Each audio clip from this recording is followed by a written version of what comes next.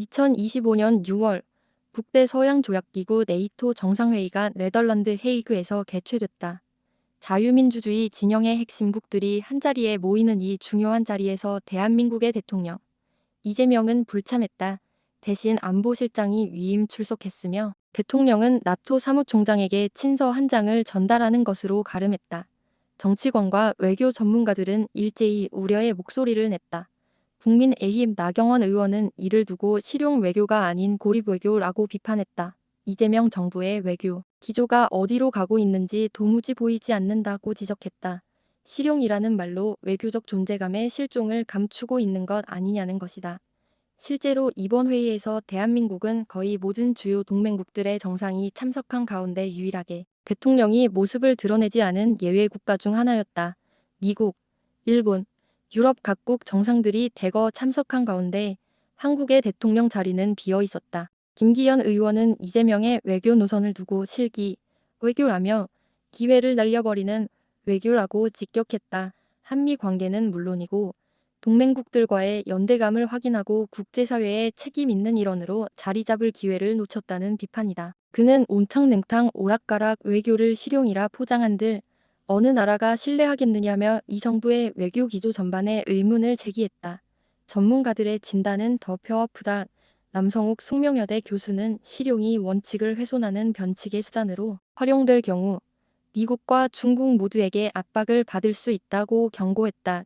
쉽게 말해 이도 저도 아닌 태도는 결국 양쪽 모두에게 외면받는 길이라는 말이다. 이재명 대통령이 내세운 실용 외교는 언뜻 듣기에는 유연하고 전략적으로 들릴 수 있다. 그러나 문제는 기준이 없고 원칙이 없다는 점이다. 실용 외교는 국익이라는 이름으로 모든 결정을 정당화하려 하지만 정작 국익의 방향성과 전략은 보이지 않는다. 그 결과 국제사회에서는 한국은 누구 편인가? 한국은 신뢰할 수 있는가? 라는 의문이 자연스럽게 나오고 있다. 더욱 심각한 문제는 기회주의 외교 이미지가 고착화될 수 있다는 점이다. 나토와의 연대를 강화하겠다는 말을 하면서 정작 나토 회의에 불참한다면 동맹국 입장에서 말뿐인 동맹으로 인식될 수밖에 없다.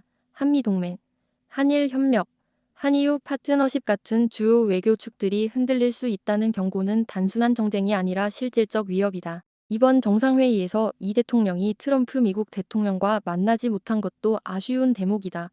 당초 여권 내부에서도 G7이나 나토 회의에서 이재명 대통령이 트럼프와 직접 소통해 외교적 포석을 마련해야 한다는 목소리가 많았다. 그러나 이 모든 가능성은 사라졌고 대신 남은 건 편지 외교 안보실장의 면담뿐이다.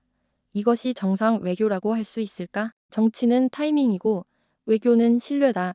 대한민국이 국제사회에서 자유민주주의 동맹의 일원으로 인정받기 위해서는 자리를 지키는 것만으로도 중요한 메시지를 줄 수 있다. 하지만 지금 대한민국은 그 자리를 스스로 포기하고 있다. 이재명 정부는 실용을 내세우지만 그 안에 담긴 철학은 모호하다.